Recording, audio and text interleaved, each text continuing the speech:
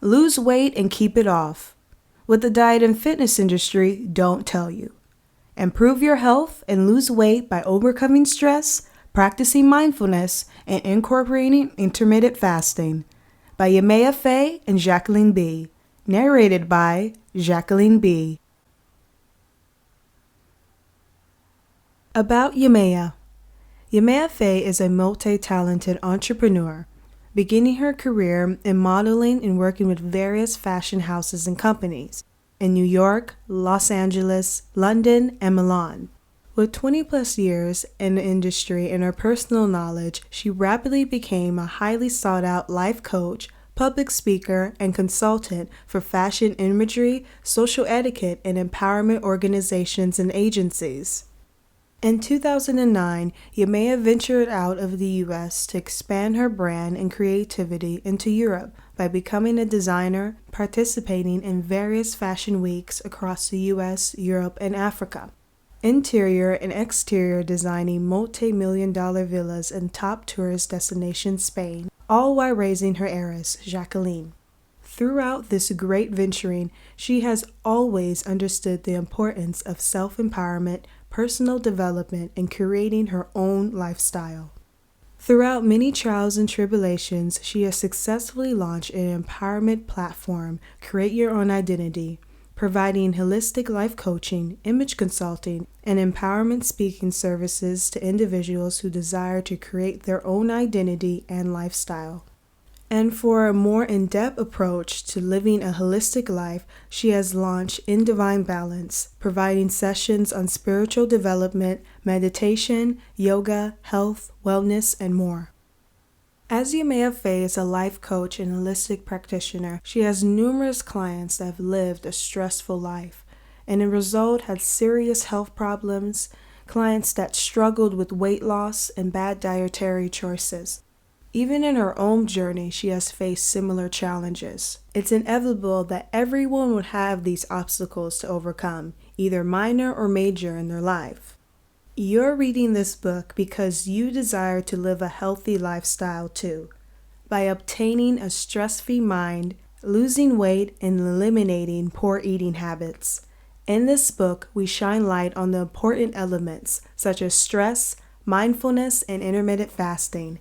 Here is essential information you need to know, which is beneficial towards the journey of a better life and a better you. Module 1. Stress and Mindfulness. Minimize your stress and maximize your mindfulness for better overall health. The Fitness Journey. Losing weight and dieting for better overall health and body. The journey majority of people on earth have at least thought about in their life. Some have just thought about it and continued what they were doing. Others thought, applied action, therefore got the results they desired. And then there are the ones that thought, tried, and didn't get the results they really wanted. For those individuals, a different route should be taken, because simply just exercising, going on a diet, doesn't do the trick for some, as just dieting and exercising don't address the real problem, such as stress, emotional barriers, and a mindset for discipline and mindfulness. Without targeting stress and certain emotions, it will counter your hard-earned efforts, thus making you gain weight, lose focus, and overexhaust your body, which can lead to fatigue, restlessness, and other health problems. Starting with altering the mind is key, for a powerful forward-thinking mind gets the individual through the trials of the fitness journey without giving up no matter how hard it gets. Now imagine the element of stress mixing into the mind, mainly for the people that gain weight stressing over their jobs, studies, finances, and various things. How that stress can lead a person to thinking, I can't work out for 30 minutes now, I need to get this done. And due to the person's high levels of cortisol, a stress hormone, which increases the appetite, leads them to overeating and craving sugary, fatty, and unhealthy foods, resulting into weight gain. In order to assist your journey, overcoming stress must be applied. Therefore, once targeted and controlled, and working on other emotional barriers, incorporating the diet method of intermittent fasting, which I'll touch on later in the book, will get you to your goals. In each topic, I will include either testimonies from myself or clients of mine, Brittany and Marcus. These testimonies are here to inspire and make any reader feel that comfort to continue with this journey, knowing that it will work, knowing that it's okay to have trial and error. As long as you proceed to push forward, you will obtain your desired results. Module 2.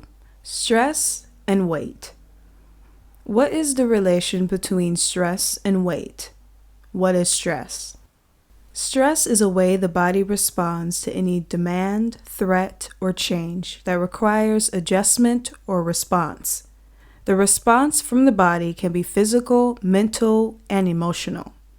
Being stressed out can make you feel unbalanced. Your thoughts are racing as you think of negative consequences or attempt to think of quick solutions. As waves of fear spread in your chest, your heart pounds, your breath quickens, your muscles tighten. You can't sit still or think straight. You criticize every action that's led to this stressful state. Eventually, you may try to numb yourself with food, alcohol, and mindless activities, or drive yourself to the point of being worn out and find yourself living an unhealthy lifestyle. Based on scientific research, a reaction called stress response becomes present when an individual feels challenged or threatened. A release of adrenaline and cortisol shoots straight to the organs, which are programmed to react to the substance and act accordingly. The core of this response is situated in the middle of the brain, an almond-shaped structure called the amygdala. It determines when a threat is present by receiving messages from the senses and internal organs. For example, when a person hears a loud bang, it sounds an alarm. This can be helpful as it gives the human a kickstart to the animal instinct to survive or fight in a harmful event. Now, this is all great. Even though majority of humans don't live in the jungle and prey versus predator territory at its finest. Our form of hunting is going to the store and picking out food that is displayed for our taking.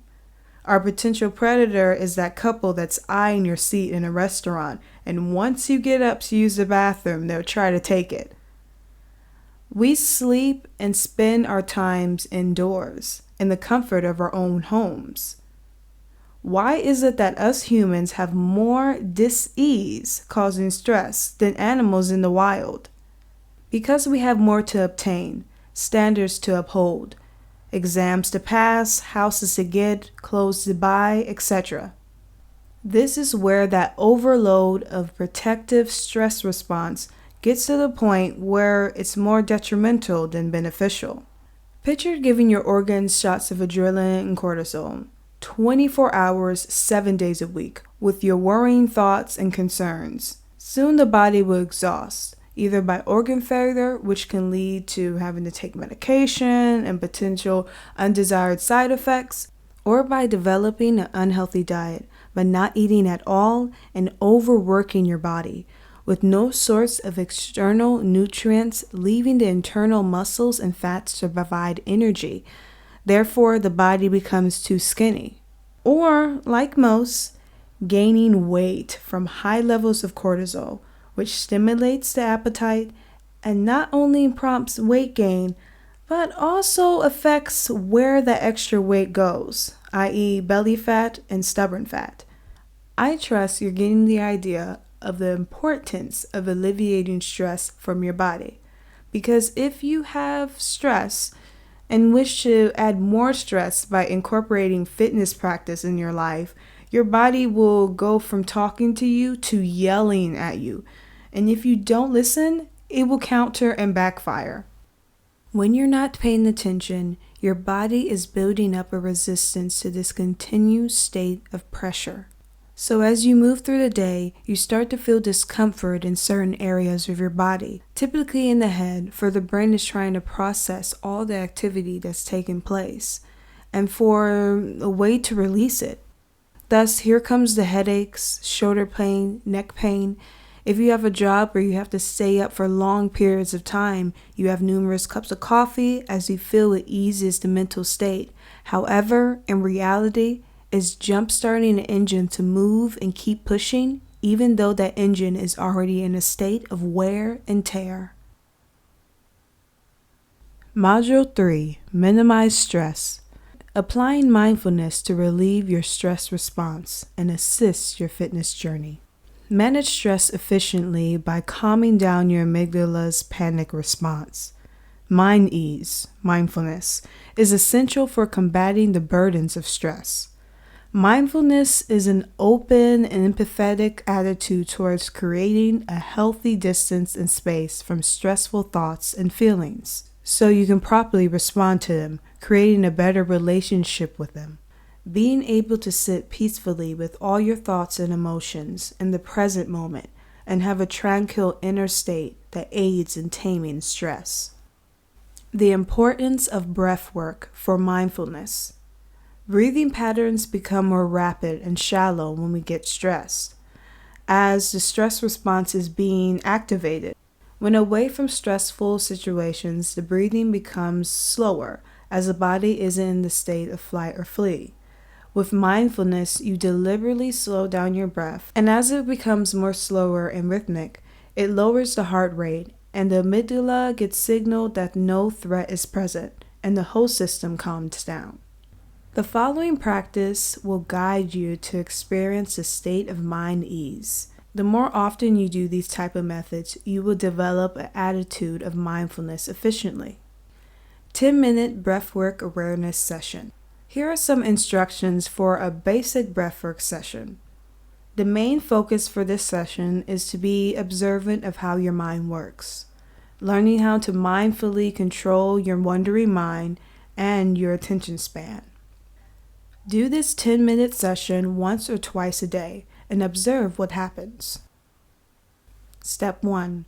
Choose a quiet and comfortable space where you won't be disturbed, in a room, nature, or in your car. Step 2. Sit upright in a chair or lay down. Close your eyes or have an unfocused gaze. Step 3. Now start to observe your breathing. Don't try to change it. Feel where it enters and leaves your body. Do you have shallow or deep breathing patterns? Step 4. If your mind starts to wander, notice the thoughts and emotions, then gently focus back on your breath. Step 5. Start to breathe deeply in and out. Visualize a picture or scenery, anything that brings you joy.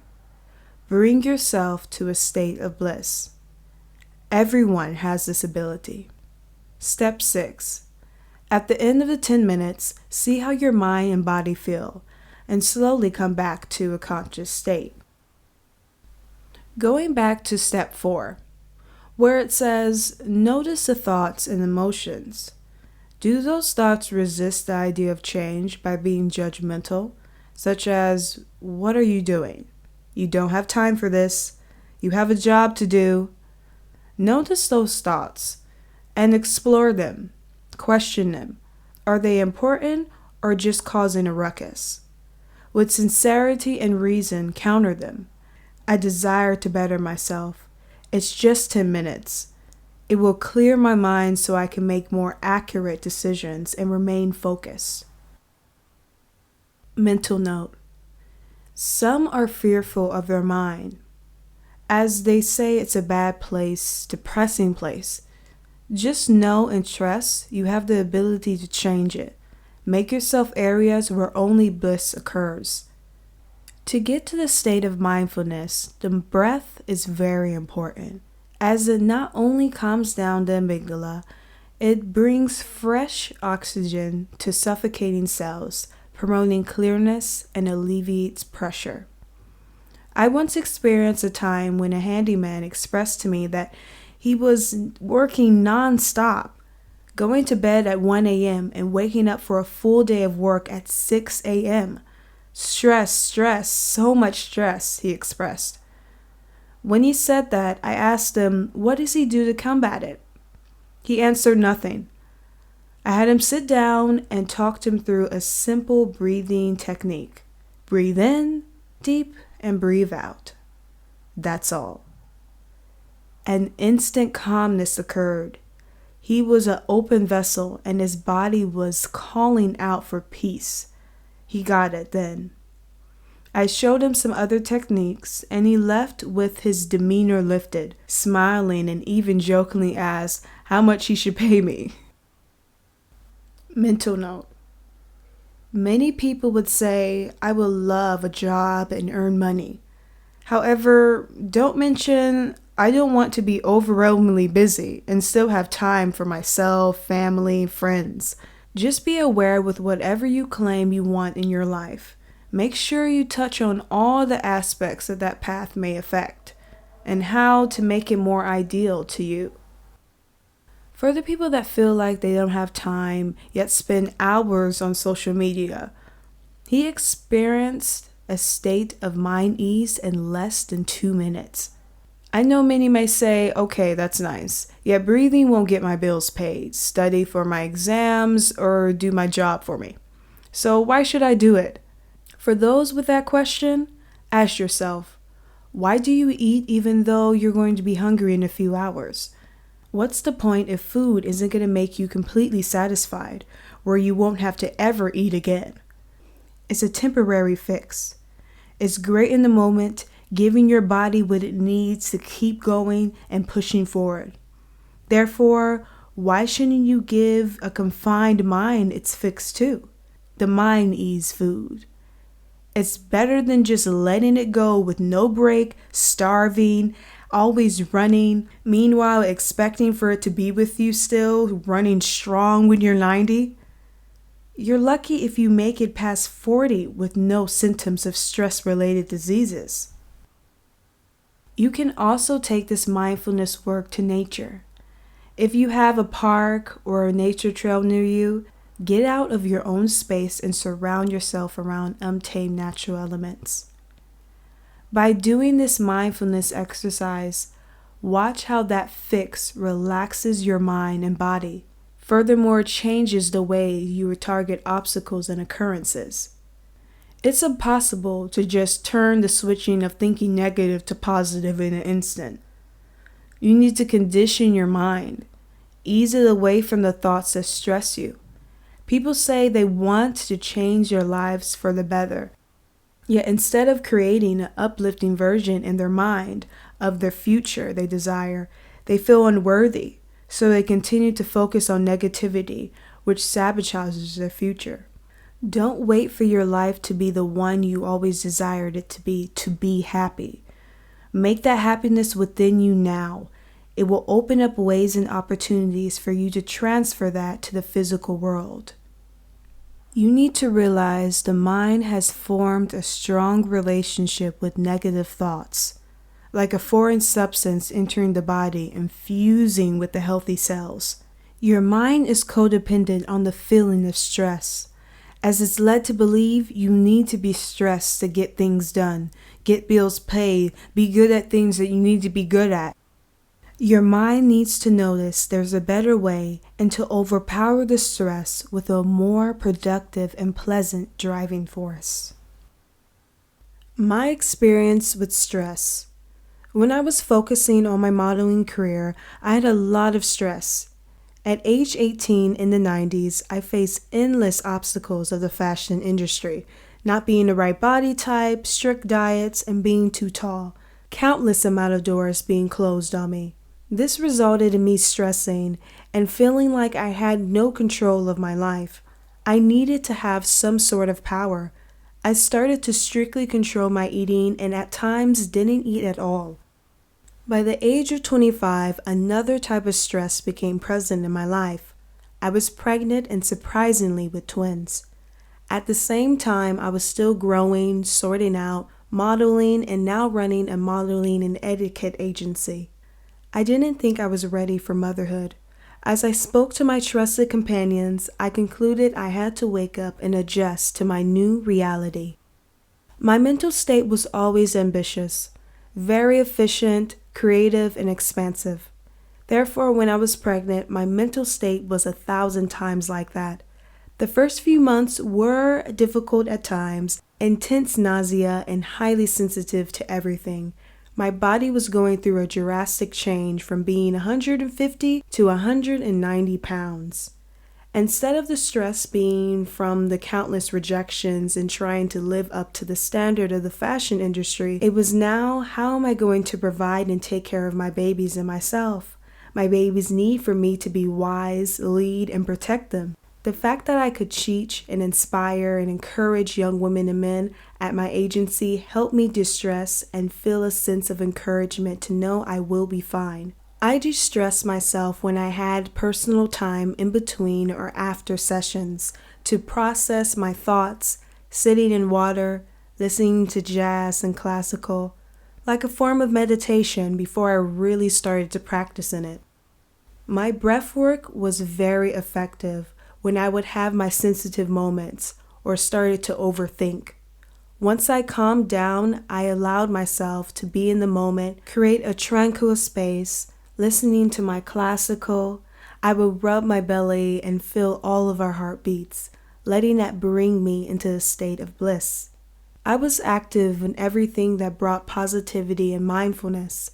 I needed to control my stress, as it didn't only affect me, it affected my babies also. I give gratitude to having children, as it taught me a lot about the self and how stress can eat a person up. Stress is what you make it. You can choose to feed it with negative thoughts and actions, or choose to look at it, observe it, and give it something positive. Thus, you become more mindful of what you have, what you may lack, and how you can apply it so you can better operate and navigate from any situation that may arise. Module 4: Emotional Barriers.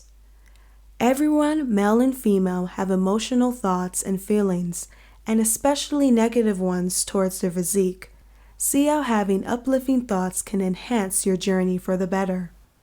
Now, before moving on to intermittent fasting, I can't leave this important element out that will interfere with one's progress: emotional barriers. Yes, the topic some people don't want to target because they think it's nothing, it's just a little past hurt that's tucked away. Tucked away, yet is growing bigger and bigger without one realizing it. And that person continues to question, what else is it that I haven't done? Let's discuss this, and I'll provide a few exercises. If you get through with them smoothly, then you are ready. However, if you have a hard time, I advise you to really have a think and start working on easing your mind, body, and spirit from these emotions and thoughts. Because constant negative thoughts and self-doubts will do harm to your improvement, which in turn will cause stress and make you prone to giving up. Here is an exercise that consists of a list of self-reflection questions that should be brought to the surface to promote mind ease, comprehension, and useful mental equipment to take on your journey. Reflect and evaluate yourself. Please take a moment with a relaxed mind, preferably after your breath work, and answer these questions on a piece of paper or in your journal. Question 1. Why do you want to lose weight or get fit? Question 2. What are the areas you don't like or need improvement on your body? Question 3. How do you feel in your body right now, this very moment? Are you confident with your body? Question 4. What is guiding you to the state your body is in now? Question 5. Who are you doing this for you or others? Why? Question 6. Visualize yourself at your goal. How do you feel? Has it changed your feeling about yourself? Are you confident that you'll be able to maintain it? Keep the questions near you so you can reflect on them during your journey and once you reach your goal. Do share a testimony of how you feel in your improved body and revise any thoughts or opinions from your answers. I can't express enough the importance of having confidence within yourself, no matter what state you're in. With that confidence, it works as an extra driving force to get your act together and create the best version of yourself. Not for everyone else, but for you. If you dislike yourself right now and think, once I get to this goal, I'm going to no longer be insecure of myself, please correct this thought now. Because I've seen several individuals not find the security when they get the results, and they continue chasing and never find it in a new muscle definition they've gained or the long marathon they've run. Brittany's experience with self-reflection. The question of how I felt in my body, am I confident in my body, really got to me. I disliked my body. Why and how could I be confident with my stubborn belly fat and blown up body? I will like myself once I get to my set goals, I've always said.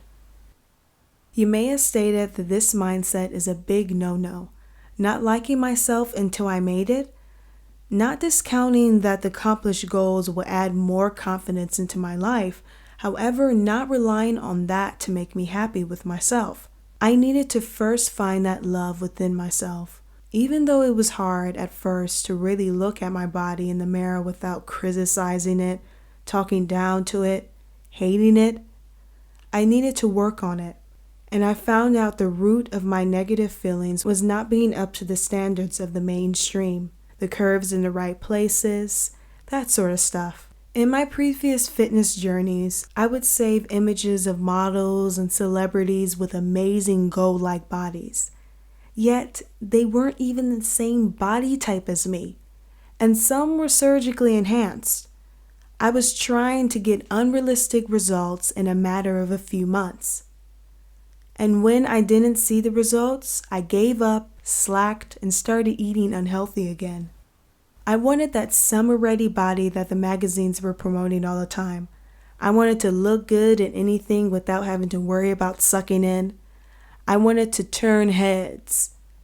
However, I found that even though I wanted to get the results quick, I was consuming a high-carb diet, wasn't dedicating my time to exercising. My efforts to get my dream goals were not matching up.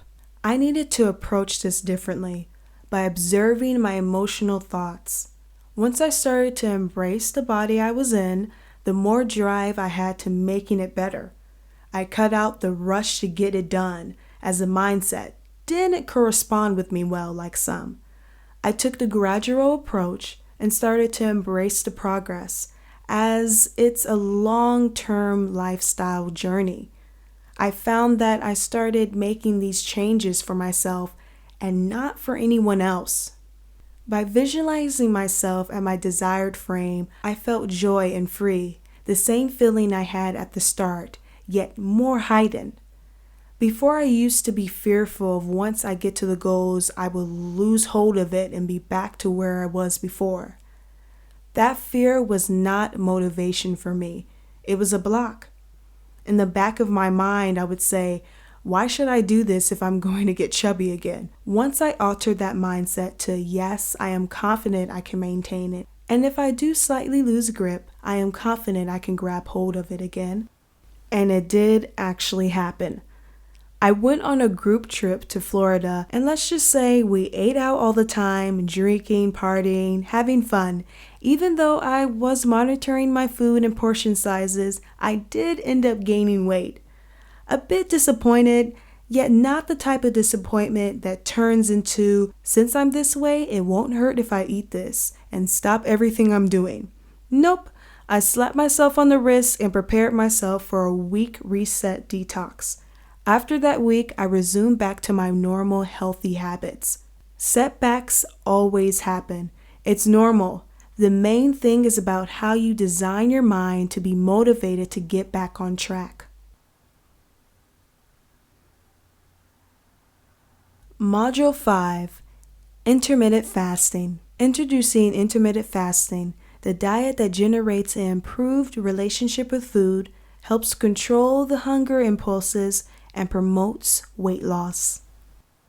The grand variety of food-crazed diets that have surfaced the public. Some have come and gone, while others remain undefeated.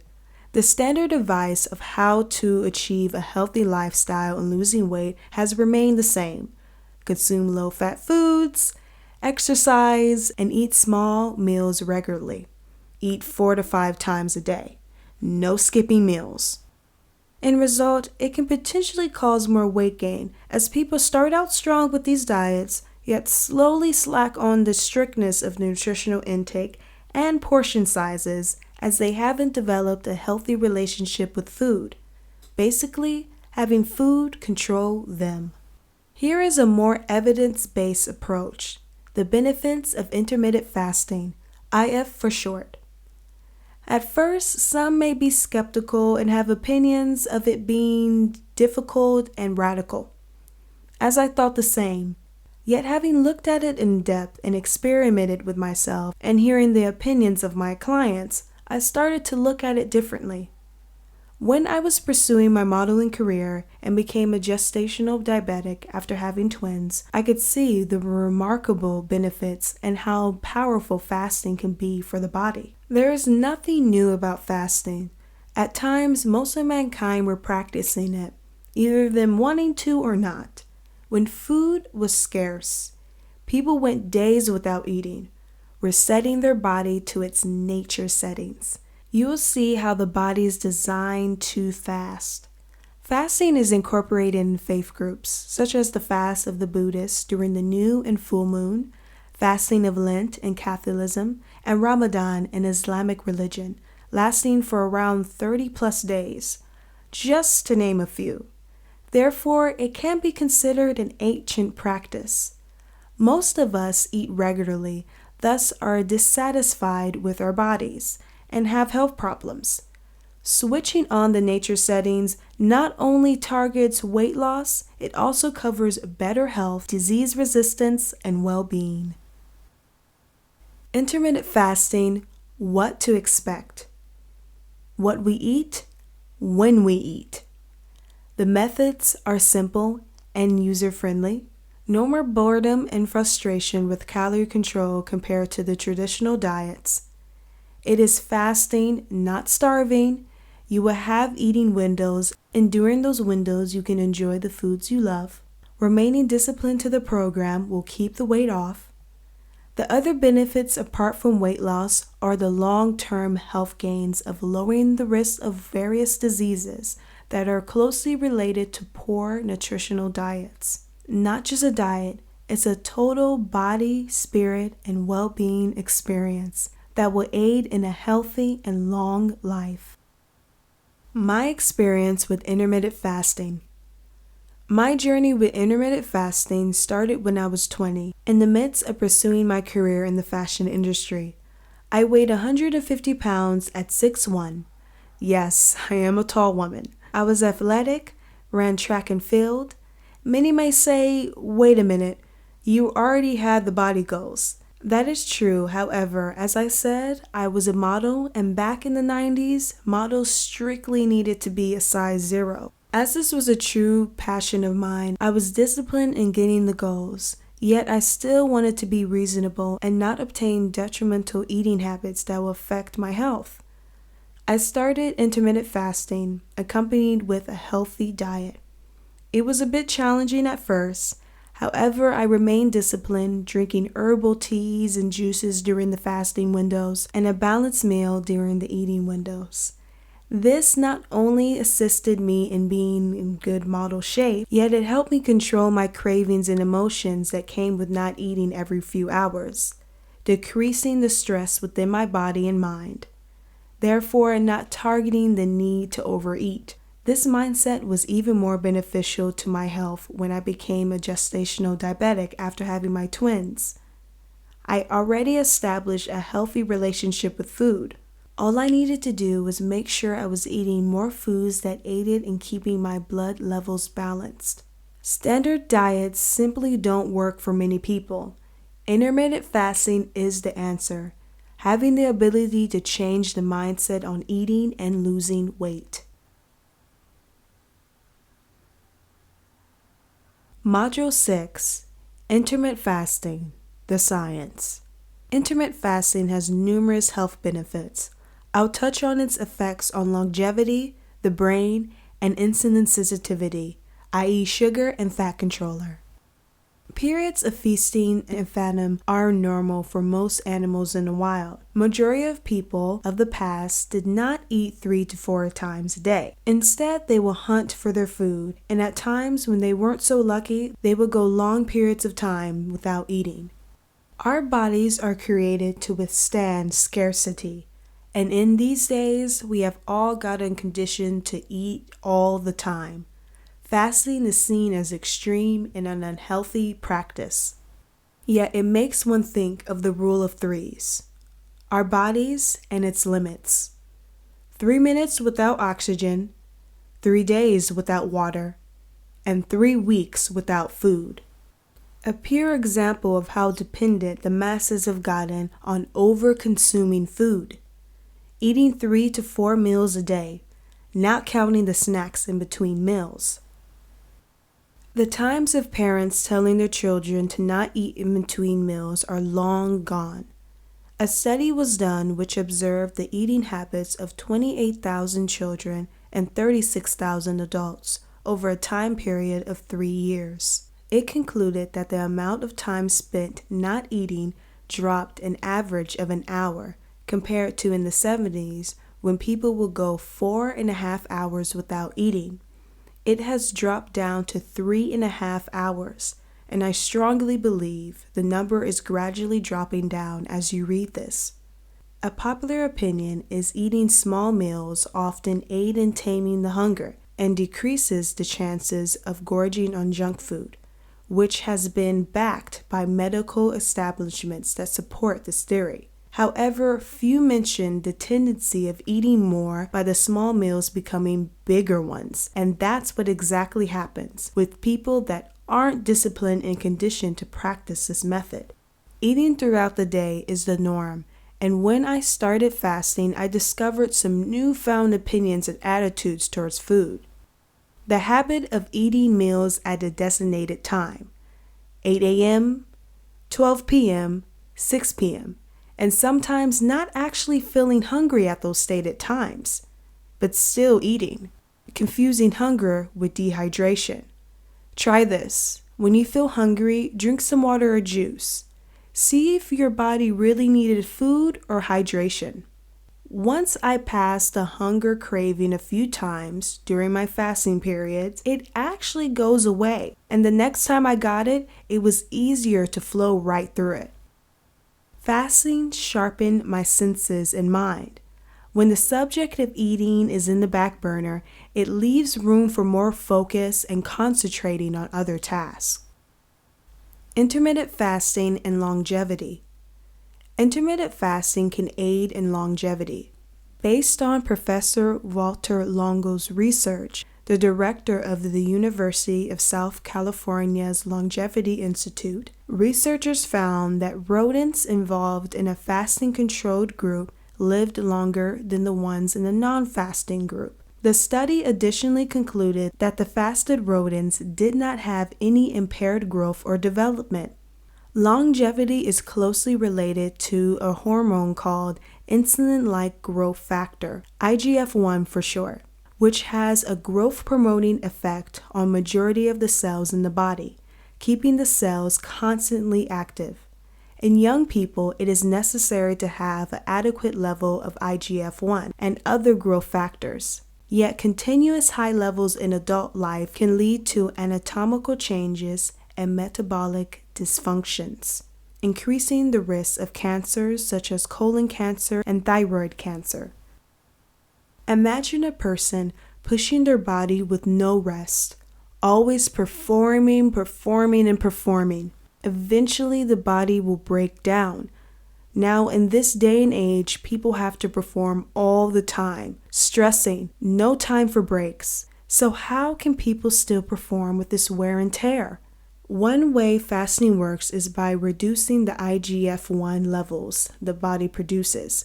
In other words, gives the body its resting period. During this resting period, the body begins to repair the organs and immune system, going back to what I mentioned earlier on resetting your body to the nature settings. When we have plenty of food, our bodies are mainly focused on growing and reproducing. Now, when we fast and bypass the hunger signals, the body starts to indicate you are in a fatum state. In a fatum state, growth and reproducing are pushed to the side as they require too much energy. Instead, the stored energy is spent on repairing and keeping the body in good working shape until feasting is accessible again. The result is all urgent maintenance jobs that's been put on hold can have the gene mechanics' full attention. The body has the capability to repair itself. We just have to lay back on the demands we generate from eating and stressing all the time. One of the most fascinating gene mechanics is autophagy, which is a breaking down and recycling process of old and tired cells, keeping things in good working shape. Intermittent fasting and the brain. Fasting effects on the brain, the complex organ that does all the complicated thinking and functions our entire body. An organ that is vital to remain healthy, especially when we get older and face the risks of Alzheimer's, dementia, and memory loss. Mark Mattson, a professor of neuroscience at the National Institute on Aging, has backed his theory about fasting combating these diseases. He conducted a study with genetically engineered rodents that were modified to be more prone to Alzheimer's.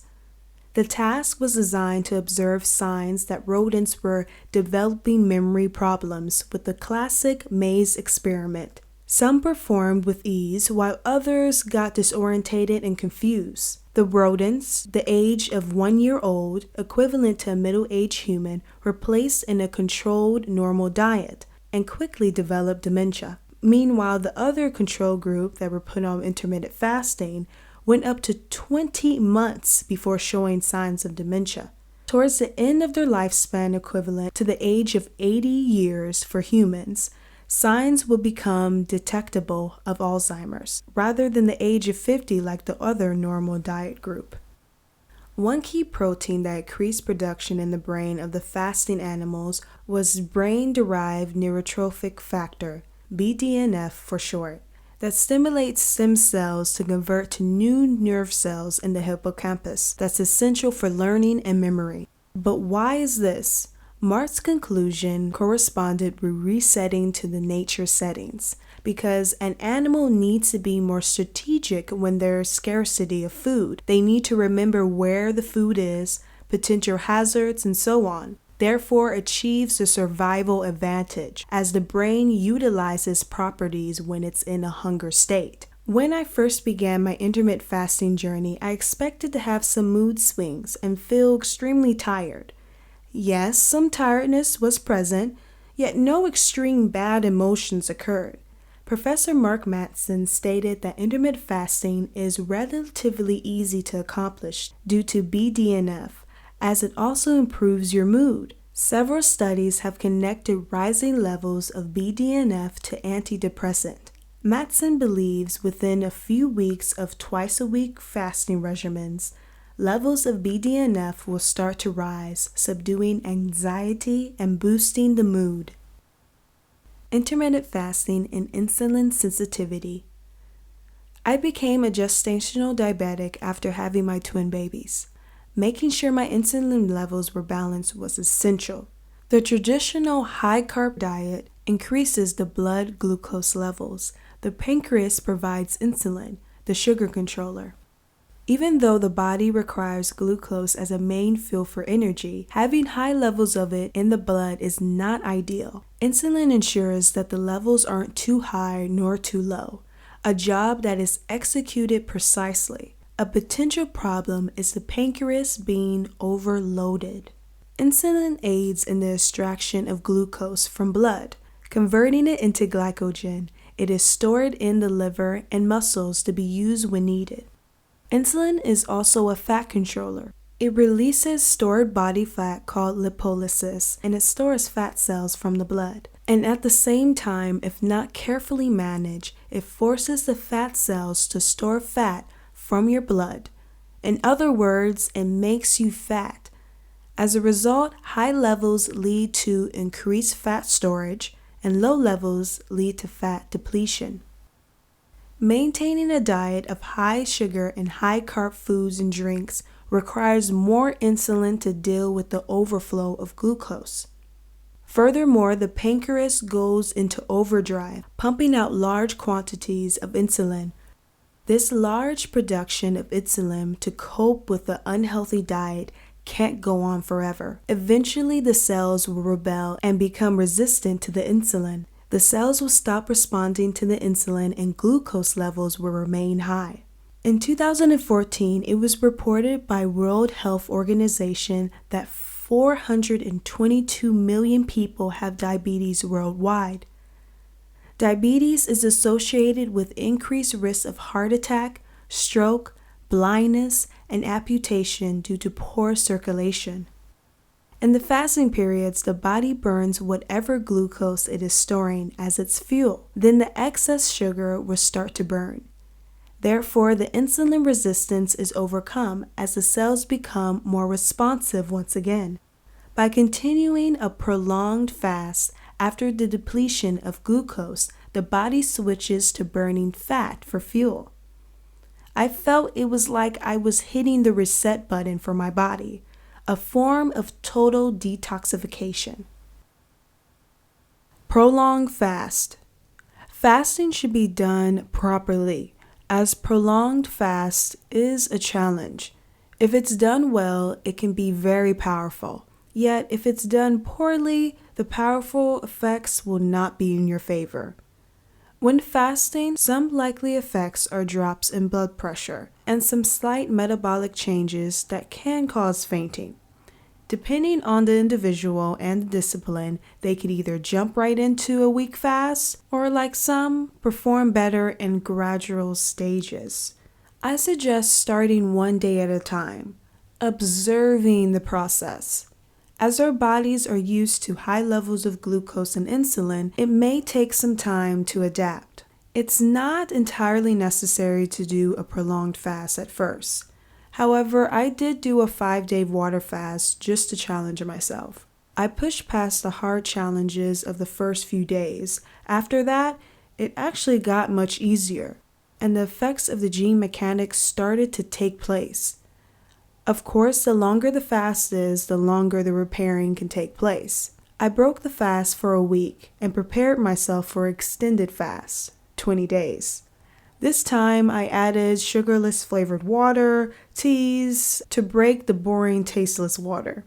The second fast I did, the process was much smoother, as my body and mind had memory of it and knew what I was going to do. During the first 24 hours of fasting, profound changes will occur in the body. The glucose circulating in the blood is consumed, and without food to replace it, the body starts consuming glycogen to continue powering the body. When that happens, the fat burning takes place, and it's at its peak. The fatty acids are broken in the liver and produce ketone bodies, which the brain uses as a source of energy instead of glucose. As I did do a longer fast the second time, I was advised to ease back into eating, maintaining my diet even more to keep the results. The first fast, I lost 4 pounds, and the 20-day fast, I lost 18 pounds. Great results, right? I loved that I challenged myself and gave my body the rest it needed to recharge and repair. Would I recommend this as the best weight loss regimen? Absolutely not, as it's completely unstable. 2 main reasons are you don't just lose fats, you lose muscle too, and eventually everyone will need to get back to food, and the risk of weight piling back on is high.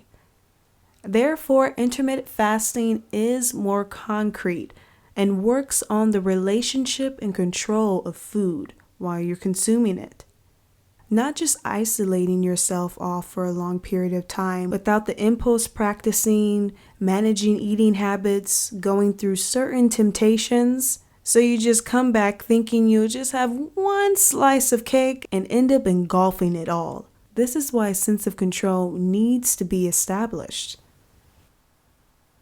The different types of intermittent fasting. Before I touch on the different methods, let's recap of what we just went over.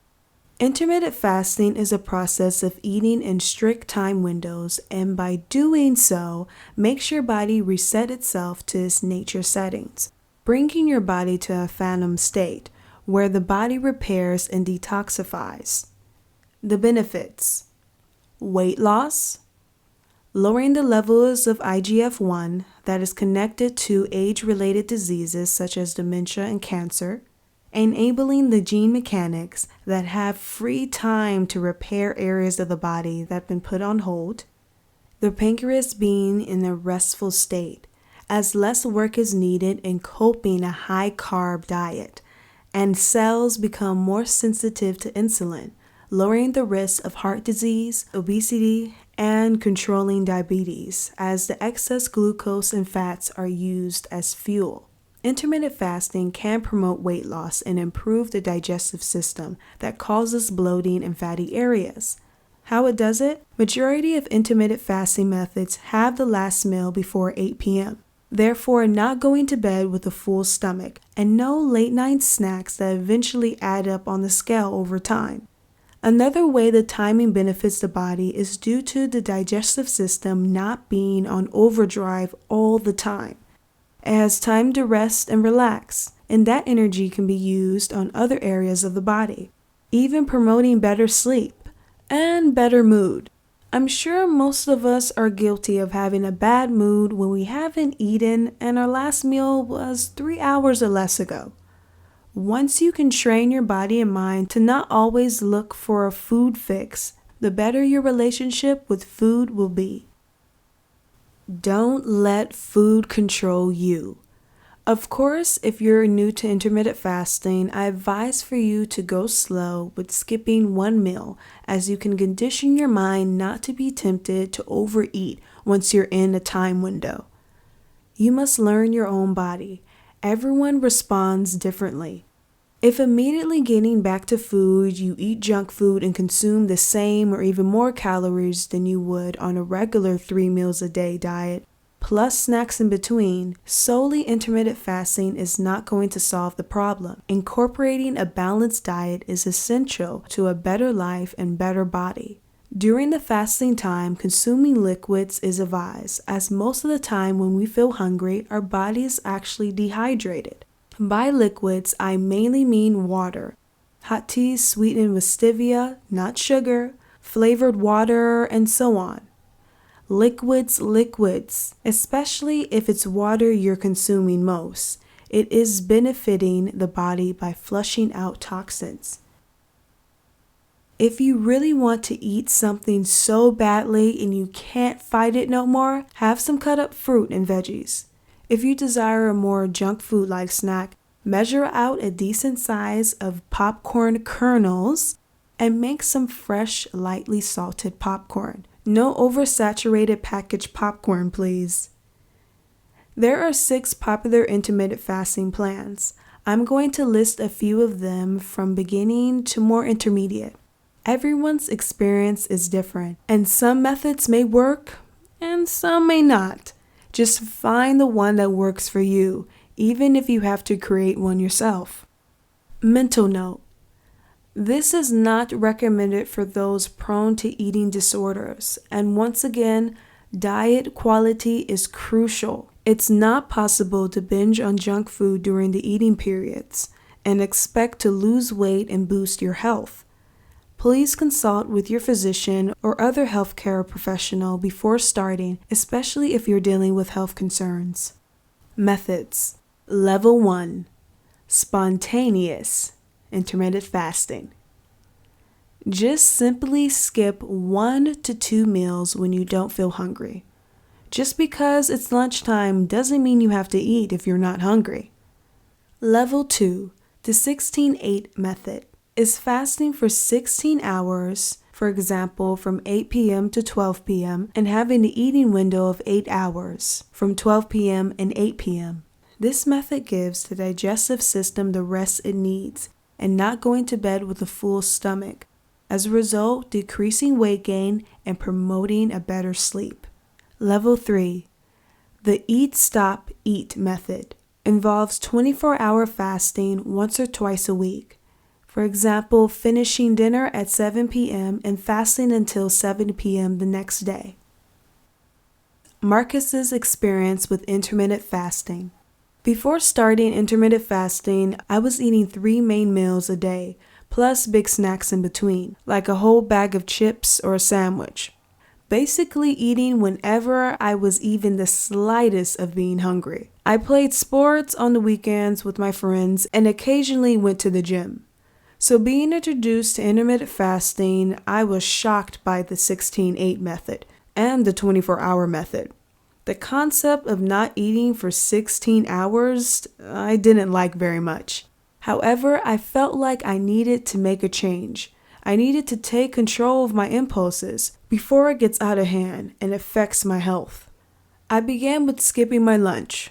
Mind you, I basically stuffed myself for breakfast because I knew I was going to do this 8 hours without eating. By 12 p.m. lunchtime, the urge began. I buried myself in my work to try to distract myself from thinking about food. I had a new pack of gum and finished it within an hour.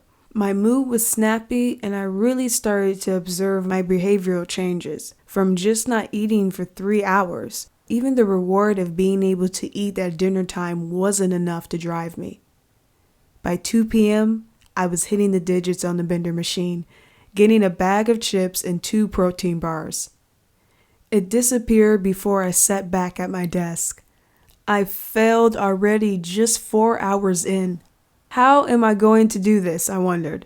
After that, I was able to make it for another 3 hours until dinner time, and let me not go into the feast I had.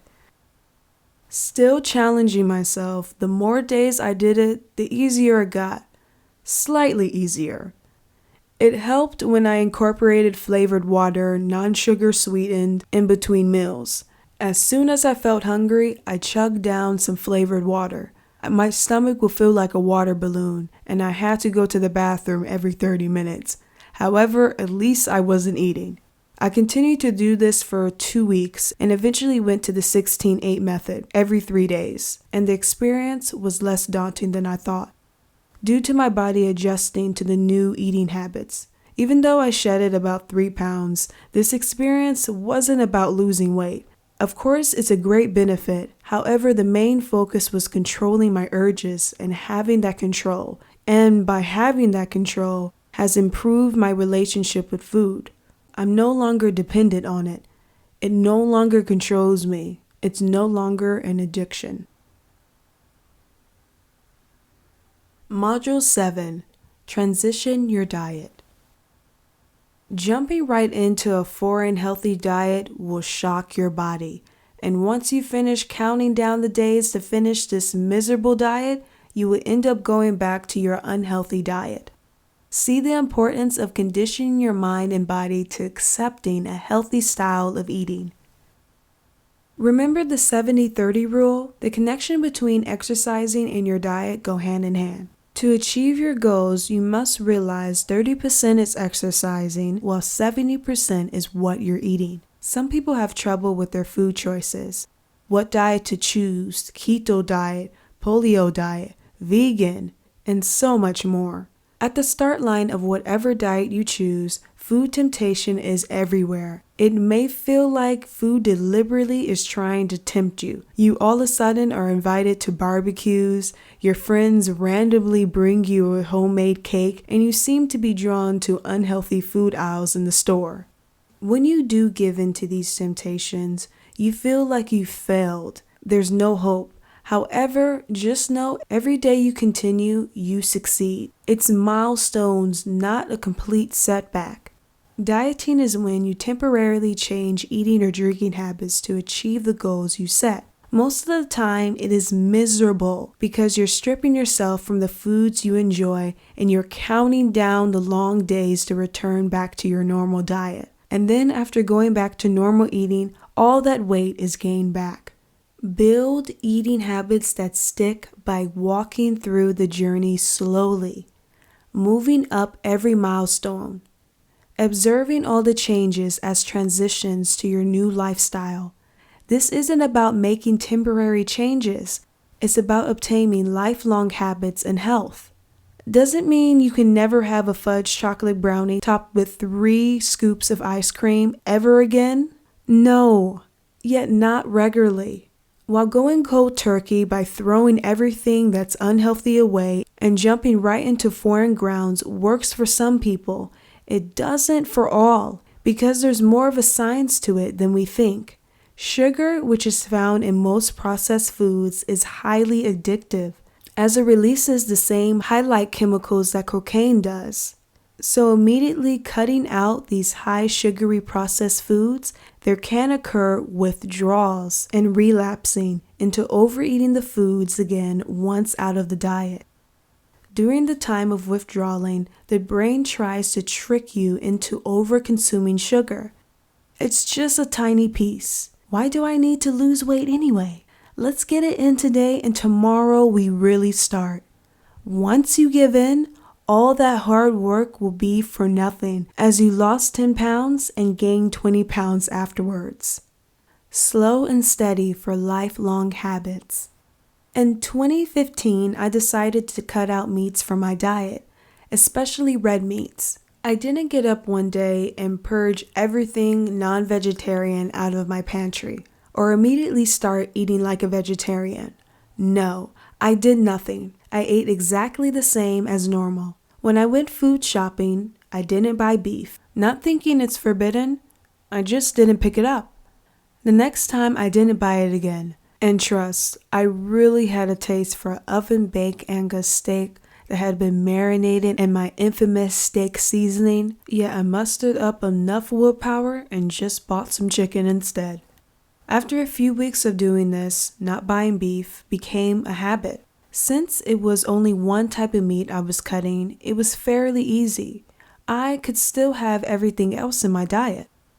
After a while, I decided to move to the next level and no longer eat pork. I can't deny, I did like my bacon for breakfast. However, I didn't feel like I was missing anything since the rest of my meals were still normal. Here was my breakdown of my transition. Month 1, beef. Month 2, pork. Month 3, less chicken and more fish and seafood. By 2016, I was fully transitioned. Even now in the present time, I'm still going strong. I do still allow myself to have fish in my diet and have transitioned to more vegan-style cheeses and non-dairy products. Change one meal or snack at a time. Slow and steady may not be entirely motivating for some to get moving, so how about changing one meal or a snack at a time? When I started managing my weight for my modeling career, I didn't try to change my whole diet. I just changed my lunch by having more smoothie and juices, and this way it was quick and simple and cost-effective. I'm all about simple and effective. By evaluating your eating patterns, see how you can remove one thing or interchange it with healthy food choices. For example, instead of regularly consuming sugary cereal for breakfast, 2 times a week swap it out for whole grain cereal with no added sugar or oatmeal sweetened with stevia, topped with bananas and apples. Having a burger, large fries, and a soda for lunch? Next time, just get a burger, a medium fry, and medium soda. Work the portion sizes down to small. Then just order a burger and a side salad with a low-sugar drink. Having a big bag of chips accompanied with a candy bar for a snack? Next time, choose either the chips or the candy bar. Then convert that to nuts, fruits, or homemade popcorn. For dinner, big bowl of tomato pasta with garlic bread. Decrease the portion size and swap the bread with crackers.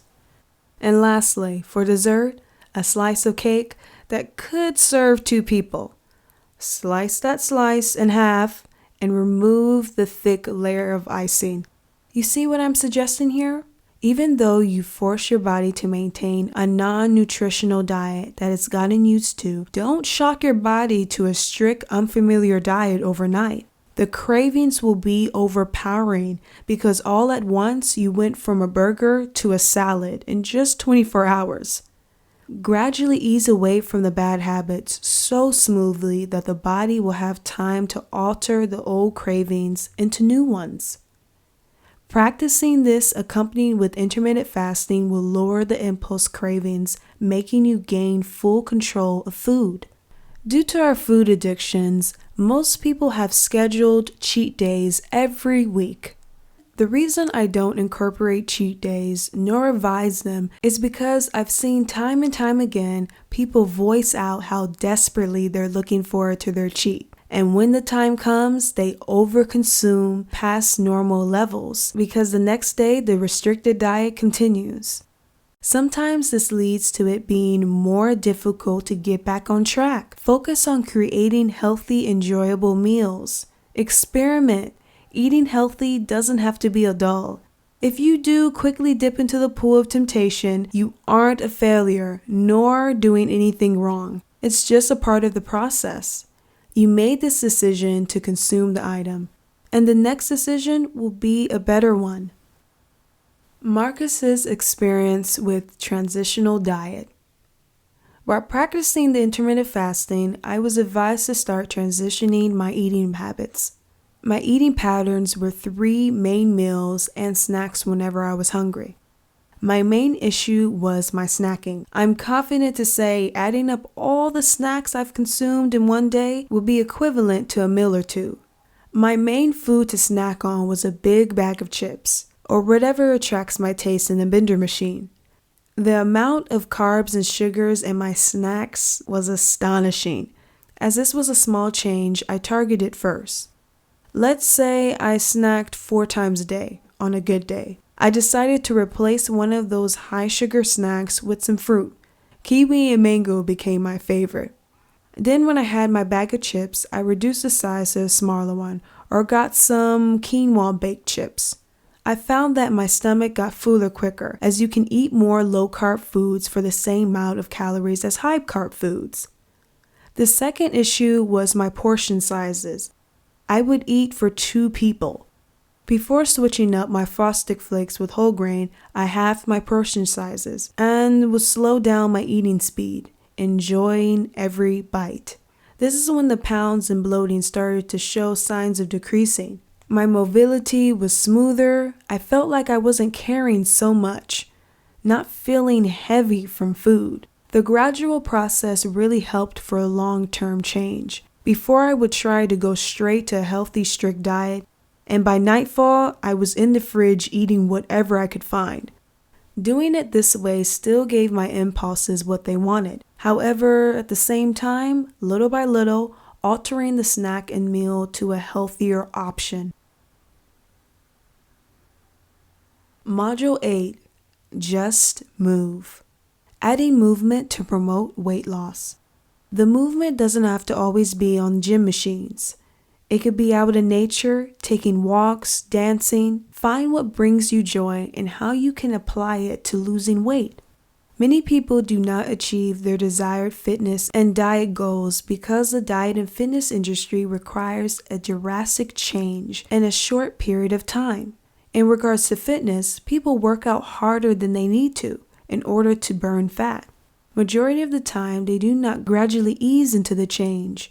Most just jump right in and their body is not prepared, not conditioned for it. Then if they're not getting the right nutritional value from their foods, they are too fatigued to continue their aggressive routine. Therefore, they rest for a day or so, but because they didn't condition their mind for this sudden change, it goes from 1 rest day to 2, to 3, a week. Then it has been a whole month since their last workout session.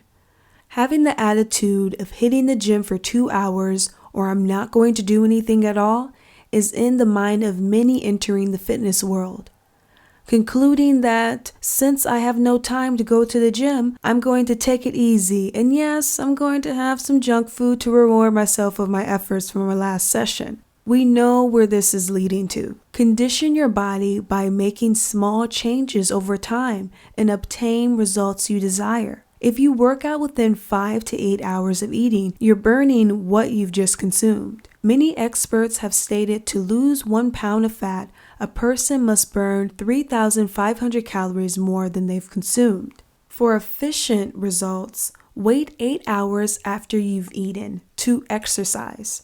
Let me break it down. 6 to 8 hours following eating, the body is burning off sugars, and depending on the activity you're engaged in, you start to burn fat. At the 8-hour mark, the body has switched from glucose to fat as its main fuel for energy. Having given the body enough time to adapt and make the switch, engaging in some sort of activity would efficiently burn fat, i.e., people doing their workout in the morning before breakfast. You may not be looking forward to the concept of working out. If you're new to this path or familiar with it, I suggest you just move. You don't need to go to the gym or plug in the DVD player to exercise. At this stage, the type of physical activity you engage in is not the concern here. It's the fact that you are moving, in the habit of sitting around on your phone or watching TV. Get up and dance to your favorite songs. Go out on a walk. Walk extra further when walking your dog. Get your body moving to burn calories. An interesting fact is many newcomers that do high-impact cardio, such as running and HIIT, could actually be making them hold fat. Remember cortisol, the chemical that comes from stress, increasing the appetite that makes you overeat? If the body is being bombarded with high-intensity exercises, this is the reason why you may feel very hungry after a workout.